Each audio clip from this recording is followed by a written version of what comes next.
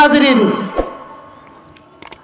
আল কোরআন থেকে কয়েকটি আয়াত, আল্লাহ রাসূল সাল্লাল্লাহু আলাইহি ওয়াসাল্লামের অসংখ্য বাণী থেকে একটি বাণী আপনাদের সামনে পেশ করেছি। উক্ত আয়াত এবং হাদিসকে সামনে রেখে দুই চারটি কথা বলার তৌফিক আল্লাহ দান করলে বলবো। সম্মানিত হাজিরিন, প্রত্যেকটা জিনিসের নিয়ামত আদায় করার দরকার। যদি নিয়ামত আদায় করি, শুকরিয়া জ্ঞাপন করি, আল্লাহ রব্বুল আলামিন আমাদের নিয়ামতকে বাড়ায় দিবেন। পৃথিবীর মধ্য থেকে এমন মানুষও চলে গেছেন যারা দুনিয়া থেকে আল্লাহ তাআলার নিয়ামত পায়া যখন শুকরিয়া জ্ঞাপন করেছে, সাথে সাথে আল্লাহ তাআলা তার সমস্ত গুনাহ মাফ করে জান্নাত দিয়ে দিয়েছেন। সুবহানাল্লাহ। আল্লাহ রব্বুল আলামিনের একজন জলিলুল কদর নবী মুসা আলাইহিস সালাতু ওয়াস সালাম আল্লাহ তাআলার সাথে সাক্ষাৎ করতে যাবেন, তুর পাহাড়ে কথা বলবেন। এক ব্যক্তির সাথে দেখা, কেমন ব্যক্তি? যে ব্যক্তিকে আল্লাহ তাআলা সৃষ্টি করেছেন, হাত নাই, পা নাই, কোনো কিছু নাই, আল্লাহ তাআলা এরকম একটা ব্যক্তি সৃষ্টি করে দিয়েছেন। ওই ব্যক্তির সাথে মুসা আলাইহিস সালাতু ওয়াস সালামের সাক্ষাৎ। হযরত মুসা আলাইহিস সালাতু ওয়াস সালাম তুর পাহাড়ে গিয়ে আল্লাহ রাব্বুল আলামিনের সাথে যখন সাক্ষাৎ করতে যান, রাস্তায় দেখেন এমন একটা মানুষ, যে মানুষটাকে আল্লাহ রাব্বুল আলামিন তৈরি করে রেখে দিয়েছেন, হাত নাই, পা নাই, চলাফেরা করতে পারে না, এরকম একটা মানুষের সাথে সাক্ষাৎ। ওই ব্যক্তিটা মুসা আলাইহিস সালাতু ওয়াস সালামকে ডেকে বলে, আল্লাহর নবী আপনি কোন দিকে রওনা দিয়েছেন? মুসা আলাইহিস সালাতু ওয়াস সালাম বলেন, আমি আল্লাহ তাআলার সাথে সাক্ষাৎ করব, কথা বলবো। ওই ব্যক্তির মনে অনেক বেদনা। আল্লাহ রাব্বুল আলামিন আমাকে তো অনর্থক সৃষ্টি করেছে কিনা তিনি জানতে চান। কত মানুষকে আল্লাহ তাআলা হাত দিয়েছেন, কত মানুষকে আল্লাহ তাআলা কান দিয়েছেন, পা দিয়েছেন, কত সুন্দর করে সৃষ্টি করেছেন। আমাকে যে আল্লাহ রাব্বুল আলামিন কোনো কিছু দেন নাই, চলতে পারি না, আমি হাঁটতে পারি না, ধরতে পারি না। আল্লাহ রাব্বুল আলামিন আমাকে কিসের জন্য সৃষ্টি করেছেন আমি যদি একটু জানতাম। অন্যান্য মানুষদেরকে কত সুন্দর করে সৃষ্টি করেছেন, আমারও তো কিছু নাই, তাহলে আমাকে কিসের জন্য সৃষ্টি করেছেন? মনের মধ্যে খুব বেদনা। এবার মুসা আলাইহিস সালাতু ওয়াস সালামকে ডেকে বলে, ও মুসা, তুমি যখন আল্লাহ তাআলার সাথে সাক্ষাৎ করতে যাইবা, আমাকে আল্লাহ রাব্বুল আলামিন কোন কাজে লাগাবেন? অনর্থক সৃষ্টি করেছেন নাকি একটু জিজ্ঞাসা করবা।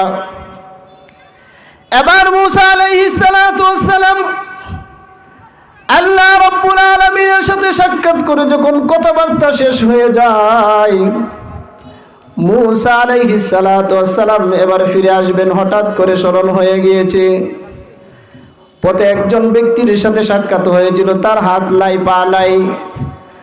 ওই ব্যক্তিটাকে তো আমার কাছে একটা বার্তা পড়ে দিয়েছিল, আহকামুল হাকিমিন, আল্লাহ রাব্বুল আলামিনের কাছে শেয়ার করার জন্য।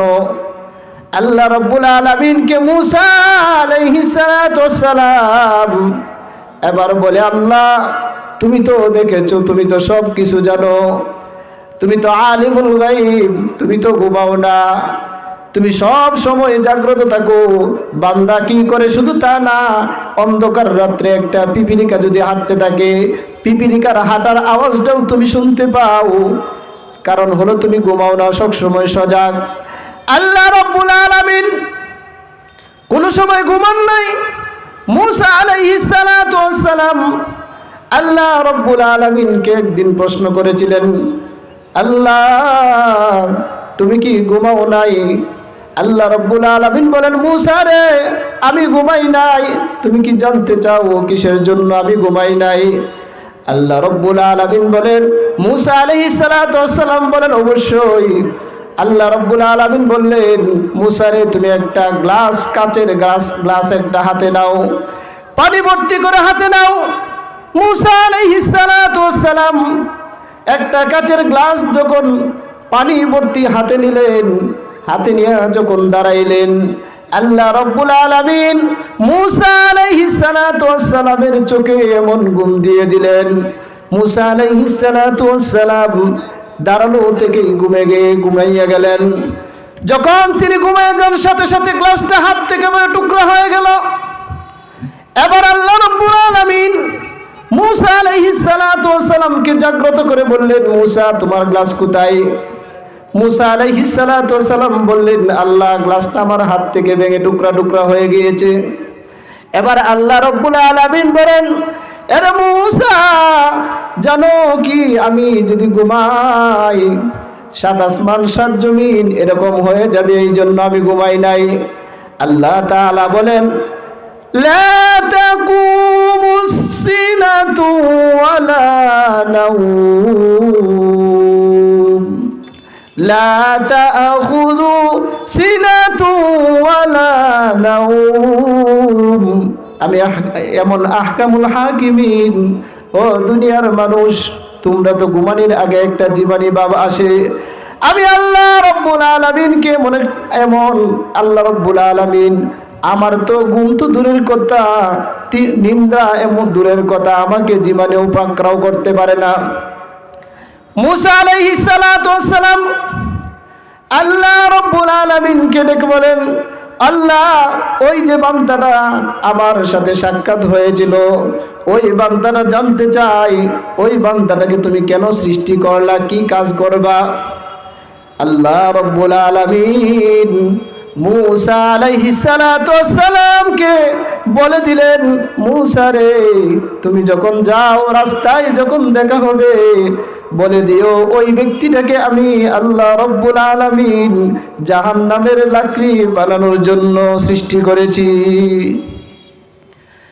মুসা আলাইহিস সালাতু ওয়াস সালাম চলে আসলেন, রাস্তায় ওই ব্যক্তির সাথে সাক্ষাৎ, হাত নাই পা নাই, আল্লাহ সৃষ্টি করে রেখেছেন, তার মনের মধ্যে অনেক ব্যথা, কিসের জন্য আল্লাহ সৃষ্টি করলেন। এবার ব্যক্তির সাথে মুসা আলাইহিস সালাতু ওয়াস সালামের দেখা। মুসা আলাইহিস সালাতু ওয়াস সালামকে বলতেছে, ভাই তোমাকে একটা বার্তা বলে দিয়েছিলাম, আল্লাহ রাব্বুল আলামিনের সাথে বলেছো নাকি? যে হ্যাঁ। আল্লাহ রাব্বুল আলামিন কি উত্তর দিয়েছেন? যে আল্লাহ রাব্বুল আলামিন উত্তর দিয়েছেন এটাই, তোমাকে আল্লাহ রাব্বুল আলামিন জাহান্নামে পুরানোর জন্য, জাহান্নামে লাকড়ি বানানোর জন্য আল্লাহ তোমাকে সৃষ্টি করেছেন।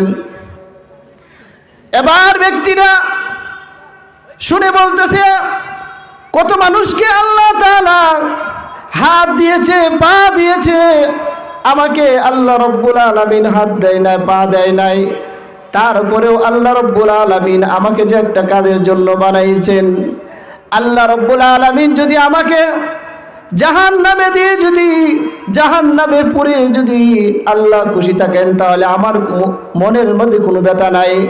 আল্লাহ যদি আমাকে জান্নাত দিয়ে খুশি থাকেন আমার মনের ভিতরে কোনো ব্যথা নাই, আমি খুশি আছি, আমি সন্তুষ্ট আছি।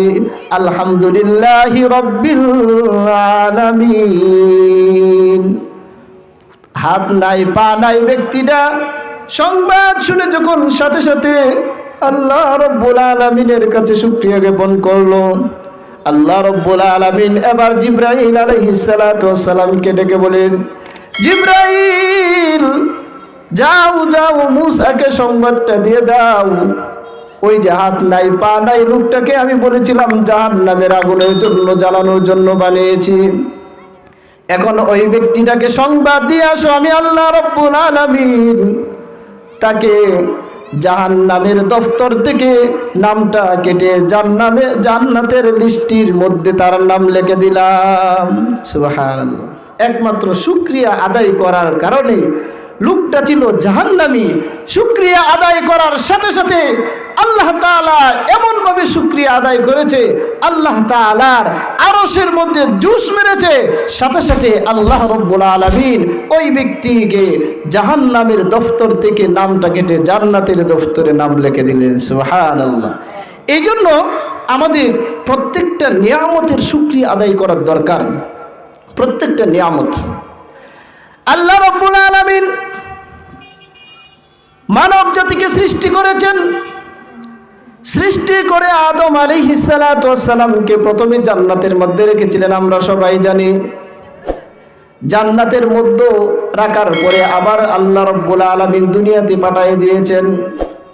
দুনিয়াতে পাঠানোর কারণটা হলো, জান্নাতে তো আদম এতদিন ছিল, তোমার সন্তানাদিরাও সেখানে ছিল।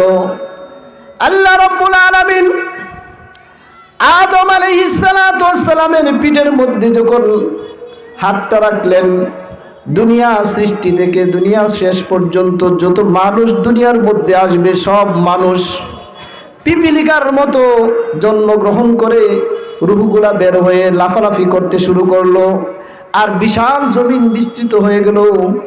আল্লাহ রাব্বুল আলামিনের কাছে আবার আদম আলাইহিস সালাতু ওয়াস সালাম প্রশ্ন করেন, আল্লাহ এরা কারা? মান হাউলাই, এরা কারা? আল্লাহ রাব্বুল আলামিন বলেন, হাউলাই যুররিয়াতুকা, এরা হলো তোমার, এরা হলো সকলেই হলো তোমার উম্মত, তোমার বান্দা হবে। এগুলো সকলেই হলো তোমার সন্তানাদি হবে। এরা মূসা, আদম, এরা সবাই তোমার সন্তান হবে। এবার আদম আলাইহিস সালাতু ওয়াস সালাম বলেন, আল্লাহ রাব্বুল আলামিন এত মানুষ কোথায় থাকবে? জমিনের মধ্যে কি সংকলন হবে? আল্লাহ রাব্বুল আলামিন বলেন, এ আদম, এই সমস্ত মানুষদেরকে আমি তিন জায়গায় রাখবো। কিছু মানুষ থাকবে রূহ জগতের মধ্যে, কিছু মানুষ থাকবে দুনিয়ার মধ্যে, আবার কিছু মানুষ থাকবে মায়ের গর্ভে, আবার কিছু মানুষকে আমি আল্লাহ রাব্বুল আলামিন কবরের ভিতরে, মাটির ভিতরে নিয়ে যাব। তে ভাই, আমরা ছিলাম জান্নাতের মধ্যে ছিলাম, আসছি আদম আলাইহিস সালাতু ওয়াস সালামের মাধ্যমে। আমরা যেই মাহফিলে আসছি, কেউ আসছি পায়ে হেঁটে, আবার কেউ সাইকেল দিয়ে আসছি, আবার কেউ মোটর সাইকেল দিয়ে।